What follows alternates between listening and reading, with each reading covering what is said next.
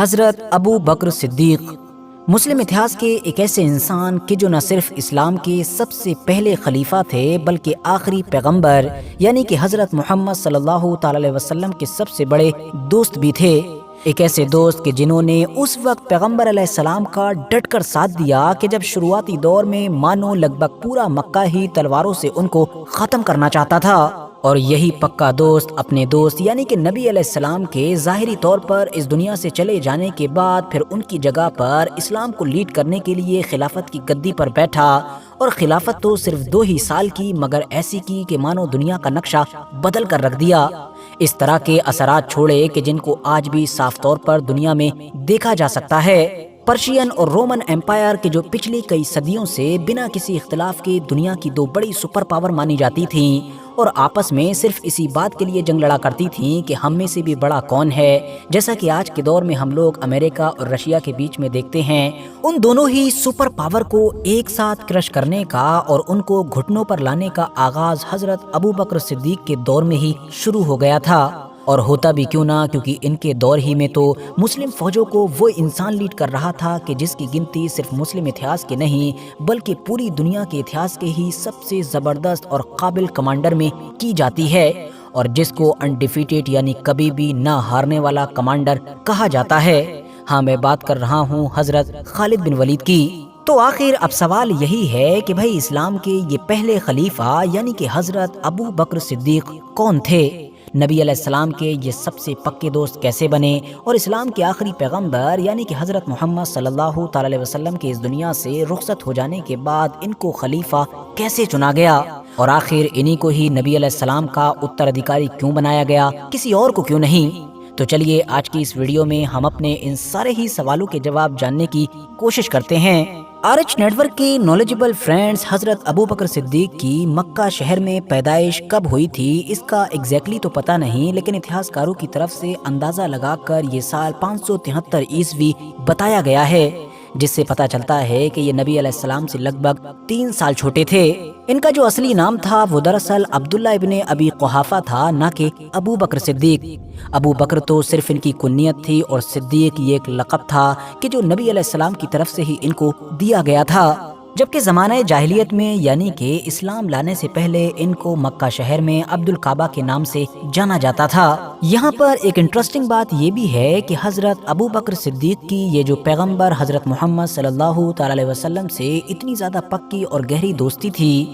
یہ کوئی اسلام میں انٹر کرنے کے بعد مطلب اسلام کو ایکسپٹ کرنے کے بعد نہیں ہوئی تھی، بلکہ یہ تو بہت پہلے سے تھی۔ اس دور سے تھی کہ جب نبی علیہ السلام نے نبوت کا نہ تو دعویٰ کیا تھا بلکہ وہ تو مکہ میں باقی عام لوگوں کی طرح ایک عام انسان کی زندگی ہی گزارا کرتے تھے۔ اور اس دوستی کے پیچھے ریزن یہی دیا جاتا ہے کہ جیسا کہ آپ لوگوں نے بھی پہلے ہی کئی بار یہ پڑھا اور سنا ہوگا کہ اس دور میں مکہ شہر کے اندر ایک بہت ہی مشہور اور نیک عورت کہ جن کا نام حضرت خدیجہ تھا وہ رہا کرتی تھیں۔ وہ مشہور اور امیر اس لیے تھیں کیونکہ وہ ایک بہت ہی قابل اور کامیاب بزنس ویمن یعنی کہ ویاپاری مانی جاتی تھیں۔ اسی بزنس کی وجہ سے ہی حضرت خدیجہ کا ایک بار کانٹیکٹ حضرت محمد بن عبداللہ یعنی کہ پیغمبر علیہ السلام کے ساتھ ہوا یہ کہ ایک بار مکہ کے بڑے بڑے ویاپاریوں کا پورا قافلہ تجارت کے سلسلے میں مکہ سے کافی دور جا رہا تھا۔ اس قافلے میں جانے والے باقی تمام تاجروں کی طرح حضرت خدیجہ بھی تجارت کرنا چاہتی تھیں اور اس قافلے کی مدد سے بڑا منافع کمانا چاہتی تھیں، اسی لیے انہوں نے اپنی تجارت کی ذمہ داری حضرت محمد بن عبداللہ یعنی کہ پیغمبر علیہ السلام کو دی اور اپنی طرف سے اس قافلے میں انہیں شامل کر کے بھیجا۔ واپسی میں وہ نبی علیہ السلام کی بزنس اسکل سے، ان کے بیہیویئر سے، ان کی نیک دلی سے، ان کی سچائی سے اتنا زیادہ انسپائر ہو گئیں کہ انہوں نے تو ان سے نکاح کرنے کا ہی فیصلہ کر لیا، باوجود اس کہ ان کی امیری اور ان کی بڑی تجارت کے چرچے دور دور تک ہونے کی وجہ سے ان کو پہلے ہی نکاح کے آفر ابو جہل یا اس طرح کے مکہ کے بڑے بڑے سرداروں کی طرف سے دیے جا چکے تھے، جن کو وہ پہلے ہی وقت کے ساتھ ٹھکرا چکی تھیں، اور اب انہوں نے نکاح کرنے کا فیصلہ کیا بھی تو ان حضرت محمد بن عبداللہ کے ساتھ کہ جن کا امیری کے معاملے میں تو مکہ میں کہیں دور دور تک نام نظر نہیں آتا تھا۔ فی الحال نبی علیہ السلام کا حضرت بی بی خدیجہ رضی اللہ تعالیٰ عنہا کے ساتھ نکاح ہوا، اور اس کے بعد ان کے تمام ویاپار وغیرہ کو نبی علیہ السلام ہی دیکھنے لگے۔ دھیرے دھیرے نبی علیہ السلام بھی تجارت میں کافی مشہور ہو گئے اور ساتھ ہی ساتھ امیر بھی ہو گئے۔ لیکن دوستو یاد رہے کہ جس دور میں نبی علیہ السلام یہ سب کچھ کر رہے تھے، بالکل اسی دور میں مکہ میں ایک اور بھی ایسا انسان تھا کہ جو ویاپار میں یعنی تجارت میں بڑی تیزی کے ساتھ ترقی کرتا جا رہا تھا، اور اسی انسان کا نام تھا عبد الکعبہ، یا آپ کہہ سکتے ہیں کہ حضرت ابو بکر صدیق۔ اور اسی ویاپار، اسی بزنس وغیرہ کی وجہ سے ہی ان دونوں کی ملاقاتیں ہوتی تھیں اور دھیرے دھیرے دوستی ہوئی، اور پھر یہ دوستی بہت زیادہ گہری ہوتی چلی گئی، یہاں تک کہ جب 40 سال کی عمر میں نبی علیہ السلام کے اوپر پہلی وحی نازل ہوئی، یعنی نبی علیہ السلام نے نبوت کا دعویٰ کیا، تو حضرت ابو بکر صدیق نبی علیہ السلام پر ایمان لانے والے تیسرے انسان تھے۔ پہلے ان کی پیاری بیوی حضرت ختیجہ، جبکہ دوسرے حضرت علی شیر خدا۔ بلکہ ان کو اگر کیٹیگریز میں ڈیوائیڈ کر دیا جائے، جیسا کہ عام طور پر اسکالرز کرتے ہیں، تو حضرت ابو بکر صدیق مردوں میں ایمان لانے والے پہلے انسان تھے، کیونکہ عورتوں میں حضرت ختیجہ اور بچوں میں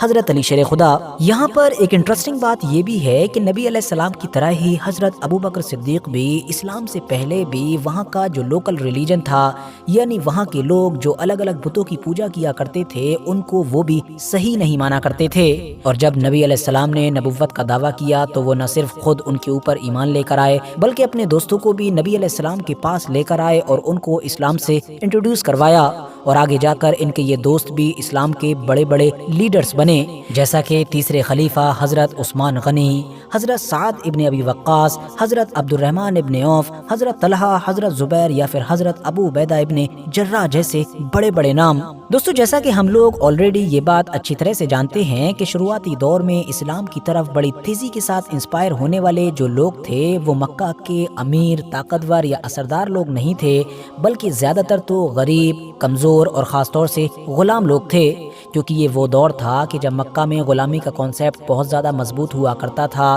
اور ان کے جو آقا ہوا کرتے تھے وہ اپنے غلاموں کے ساتھ کچھ بھی کر جاتے تھے۔ مگر اب ان غلاموں کے سامنے جب اچانک سے ایک ایسا نیا ریلیجن آیا کہ جس نے ان کو یہ کانسیپٹ دیا کہ تم صرف خدا کے یعنی گاڈ کے غلام ہو، باقی کسی کے نہیں، تو یہ لوگ تو حیران ہو گئے، اور اس ریلیجن سے اور حضرت محمد صلی اللہ تعالی علیہ وسلم سے انسپائر ہو کر بڑی تیزی کے ساتھ اس نئے مذہب میں آنے لگے۔ مگر اتنی تیزی کے ساتھ جب ان لوگوں نے اس نئے مذہب کو قبول کرنا شروع کیا تو مکہ کے جو بڑے بڑے سردار تھے، جو ان تمام غلاموں کے مالک بھی ہوا کرتے تھے، انہوں نے ان تمام غلاموں کو سزا دینا شروع کر دی۔ کسی کو جلتے ہوئے کوئلوں پر لٹایا گیا، تو کسی کے اوپر پتھر رکھے گئے، تو کسی کو کوڑے سے مارا گیا۔ ایون حضرت عمار ابن یاسر کی جو ماں تھی ان کو تو شہید بھی کر دیا گیا، اور ایسا اسی لیے کیا جا رہا تھا کیونکہ مکہ کے ان بڑے بڑے سرداروں کو ہمیشہ کی طرح یہ بھروسہ تھا اور یہ یقین تھا کہ بھلا ان غلاموں کو کون بچا سکتا ہے، یہ غلام تو پیدا ہی اسی کام کے لیے ہوتے ہیں۔ لیکن اب حضرت ابو بکر صدیق نے اپنے ویاپار، اپنے بزنس کی طاقت کے بلبوتے پر ان تمام غلاموں کو ان تمام مصیبتوں سے چھٹکارا دلوانا شروع کیا، وہ ایسے کہ انہوں نے کبھی دگنی، کبھی تیگنی، تو کبھی چوگنی قیمتیں دے کر ان تمام غلاموں کے مالکوں سے ان کو ایک ایک کر کے خریدنا شروع کر دیا، اور خرید کر ان کو آزاد کرنے لگے۔ سب سے پہلے حضرت ابو بکر صدیق نے انہی حضرت بلال حبشی کو آزاد کروایا تھا کہ جو اذان دینے کی وجہ سے کافی مشہور ہیں، اور اس طرح سے ایک کے بعد ایک حضرت ابو بکر صدیق نے بہت سارے غلاموں کو آزاد کروایا تھا۔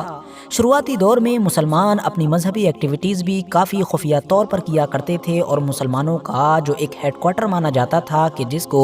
دارالارقم کے نام سے جانا جاتا تھا، وہ بھی حضرت ابو بکر صدیق کی فنڈنگ سے ہی چلا کرتا تھا۔ دوستو وقت کے ساتھ دھیرے دھیرے جب مکہ میں مسلمانوں کی پریشانیاں بڑھنے لگیں، دشواریاں بڑھنے لگیں، ان کا جینا وہاں پر لگ بھگ مشکل ہونے لگا، تو پھر مسلمانوں کو ہجرت کرنے کا حکم ہوا۔ مسلمانوں نے مائیگریٹ کرنا شروع کیا اور دھیرے دھیرے مدینے میں شفٹ ہونے لگے۔ حضرت ابو بکر صدیق، حضرت علی اور حضرت محمد صلی اللہ تعالی علیہ وسلم یہ وہ آخری لوگ تھے کہ جنہوں نے تمام مسلمانوں کے ہجرت کر جانے کے بعد مکہ سے نکلنے کا فیصلہ کیا۔ حضرت ابو بکر صدیق نے اپنی زندگی میں اپنے کامیاب بزنسز کے ذریعے سے جو سارا مال و دولت کمایا تھا وہ سب اپنے ساتھ لیا، اور پیغمبر علیہ السلام کے ساتھ مکہ سے مدینہ کے سفر کے لیے نکلے۔ اب یہ پورا ہجرت کا سفر کیسا تھا، راستہ میں کیا کیا ہوا، یہ مکہ کے دشمنوں کے بیچ سے کس طرح سے نکلنے میں میں کامیاب رہے۔ یہ ساری ہی چیزیں اپنے آپ میں ایک الگ اور لمبا ٹاپک بناتی ہیں کہ جن کو ہم کسی دن سیپریٹ ویڈیو میں ڈسکس کریں گے۔ فی الحال موٹے موٹے طور پر اتنا سمجھیے کہ مدینے میں شفٹ ہو جانے کے بعد مسلمانوں کو جو سب سے پہلی جنگ لڑنی پڑی اس کا نام تھا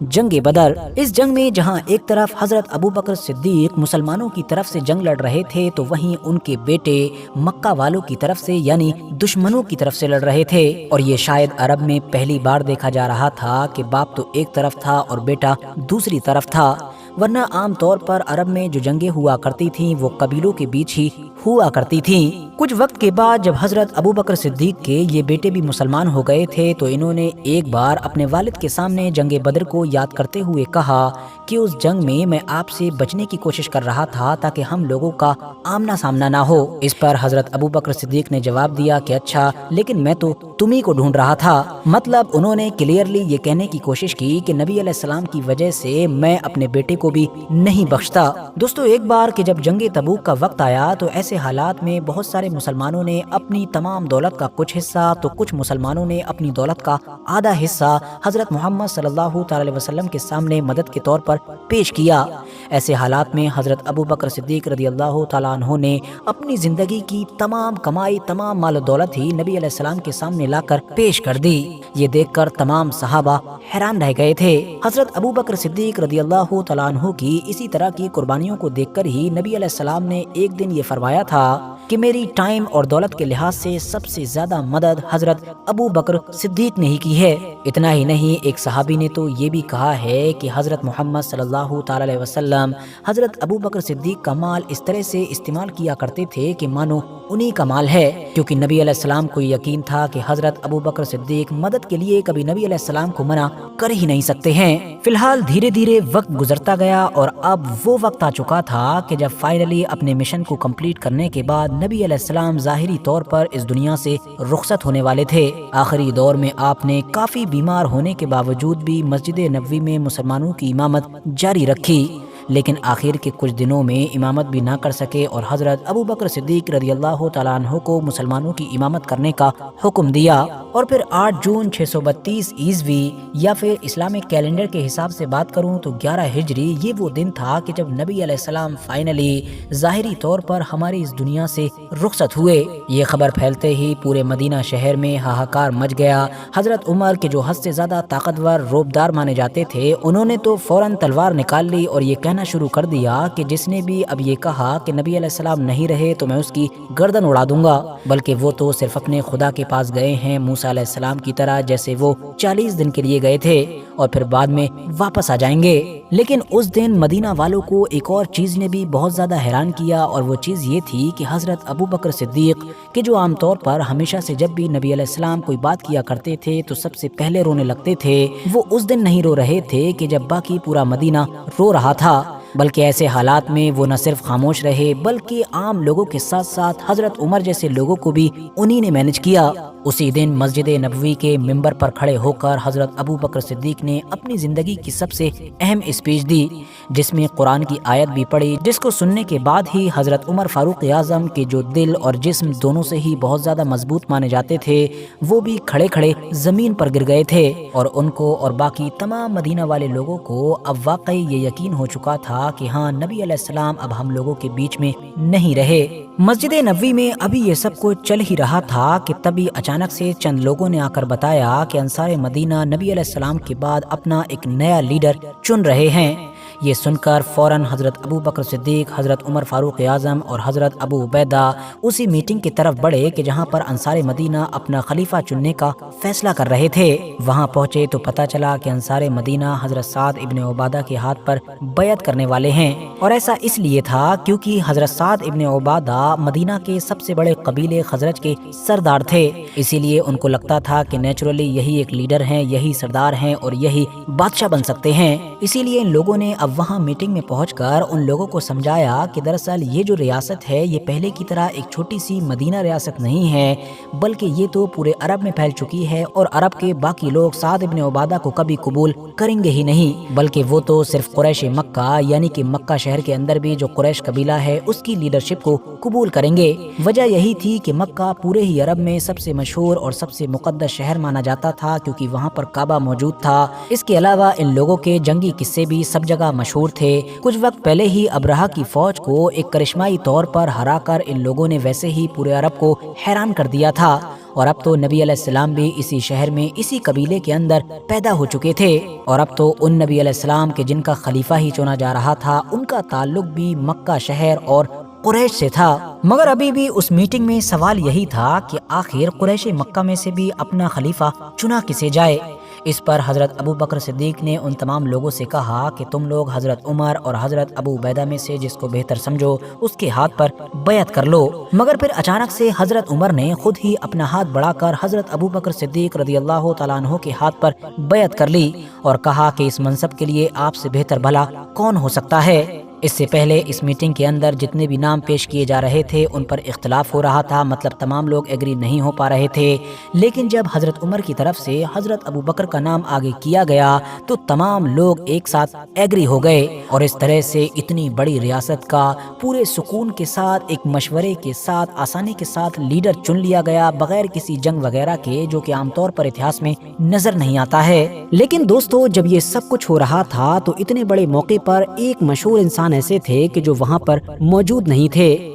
اور وہ تھے حضرت علی شیر خدا، کیونکہ اتہاسکاروں کے مطابق اس وقت وہ نبی علیہ السلام کے تدفین کے کام میں مصروف تھے۔ بعد میں جب ان کو ان تمام چیزوں کی خبر ہوئی تو انہوں نے حضرت ابو بکر صدیق کے ہاتھوں پر بیعت نہیں کی، اور ان کا کہنا یہ تھا کہ اتنا بڑا فیصلہ نبی علیہ السلام کے خاندان کی غیر موجودگی میں کیسے لیا جا سکتا ہے۔ کچھ عرصے کے بعد ہی حضرت ابو سفیان کے جنہوں نے کچھ وقت پہلے ہی اسلام قبول کیا تھا، انہوں نے حضرت علی کو یہ بھی مشورہ دیا کہ دیکھو حضرت ابو بکر تو قریش کے ایک بہت ہی کمزور قبیلے سے تعلق رکھتے ہیں، تو اسی لیے اگر آپ حامی بھریں تو میں حضرت ابو بکر کے خلاف ایک بڑی فوج جمع کر لوں، جس پر حضرت علی نے ایسا کرنے سے صاف منع کر دیا، اور کچھ وقت کے بعد ہی انہوں نے بچے ہوئے مسلمانوں کے ساتھ نہ صرف حضرت ابو بکر صدیق کے ہاتھ پر بیعت کی، بلکہ اب اس خلافت کو سنبھالنے اور اس کو مضبوط کرنے یا اس کو آگے بڑھانے میں بھی ایک اہم کردار ادا کرتے رہے۔ ویسے دوستو، یہاں پر یہ بات بھی مینشن کرتا چلوں کہ یہی وہ کنٹروورشل ٹاپک ہے کہ جو آج کے مسلمانوں کے دو بڑے گروپ یعنی کہ شیعہ اور سنی میں کافی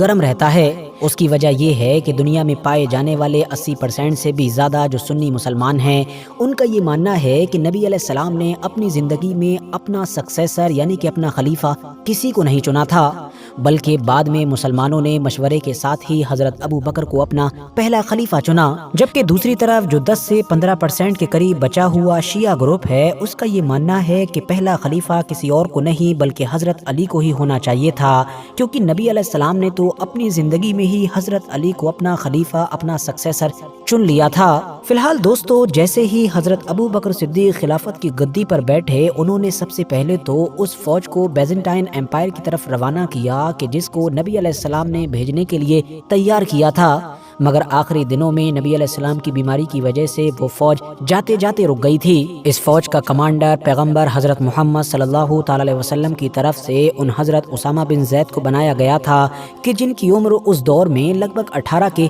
قریب ہی تھی۔ اسی لیے جب حضرت ابو بکر صدیق نے خلافت کی گدی پر بیٹھتے ہی سب سے پہلے اس فوج کو بھیجنے کا ارادہ کیا تو بہت سارے لوگ شک بھی کر رہے تھے، کیونکہ ان کو لگتا تھا کہ حضرت اسامہ بن زید تو بہت کم عمر کے ہیں، بہت کم تجربے کے ہیں، تو آخر یہ بیزنٹائن ایمپائر جیسے ماہر لوگوں سے کیسے لڑ سکیں گے۔ لیکن پہلے خلیفہ کا یہی جواب تھا کہ بھلا میں اس کام کو کیسے روک سکتا ہوں کہ جس کا حکم خود نبی علیہ السلام کی طرف سے دیا گیا تھا۔ اسی لیے یہ فوج نہ صرف گئی بلکہ بڑی ہی زبردست طریقے سے کامیاب ہو کر لوٹی۔ مگر اس دور میں جو سب سے بڑا چیلنج کھڑا ہوا تھا وہ یہ کہ حضرت ابو بکر صدیق کے گدی پر بیٹھتے ہی عرب کا لگ بھگ زیادہ تر علاقہ مدینہ ریاست کا باغی ہو گیا تھا،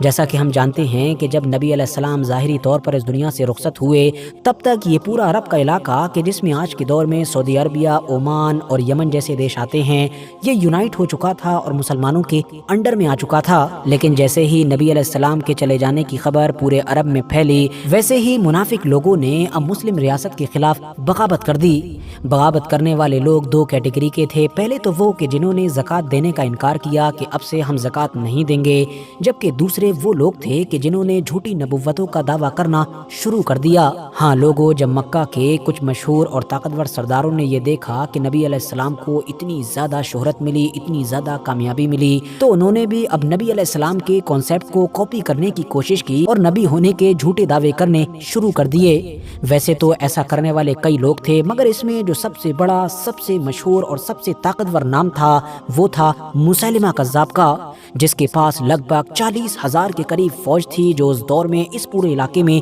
سب سے بڑی فوج تھی۔ تو اب پہلے خلیفہ کو گدی پر بیٹھتے ہی ایک ساتھ 3 بڑی بڑی طاقتوں سے نپٹنا تھا۔ پہلی طاقت تو ظاہر ہے زکوٰۃ کا انکار کرنے والے باغی، دوسری طاقت نبوت کے جھوٹے دعوے دار، جبکہ تیسری طاقت دنیا کی سپر پاور یعنی کہ رومن امپائر۔ اسی لیے حضرت عمر فاروق اعظم کی طرف سے یہ مشورہ بھی دیا گیا کہ ان تینوں ہی بڑی طاقتوں سے ایک ساتھ لڑنا لگ بھگ ناممکن بات ہے، اسی لیے ہم کو ان میں سے کسی ایک کو ابھی کے لیے نظر انداز کرنا چاہیے، اور اسپیشلی ہم زکوٰۃ والوں کو ابھی اگنور کر سکتے ہیں۔ لیکن حضرت ابو بکر صدیق نے ایسا کرنے سے منع کر دیا اور تینوں ہی طاقتوں سے نہ صرف ایک ساتھ لڑنے کا فیصلہ کیا، بلکہ دھیرے دھیرے ان تینوں ہی طاقتوں کے خلاف کامیابی بھی پائی۔ اور ان تمام جنگوں میں اور ان تمام بغاوتوں کو کچلنے میں اگر سب سے بڑا کردار کسی نے ادا کیا تو وہ تھے حضرت خالد بن ولید۔ دوستو، تمام بغاوتوں کو کچل کر ایک بار پھر سے پورے عرب کو یونائٹ کرنے اور ساتھ ہی ساتھ پرشین امپائر اور رومن امپائر جیسی بڑی طاقتوں کو دھول چٹانے کے علاوہ ایک اور بھی ایسا اہم کام تھا کہ جو حضرت ابوبکر صدیق کے چھوٹے سے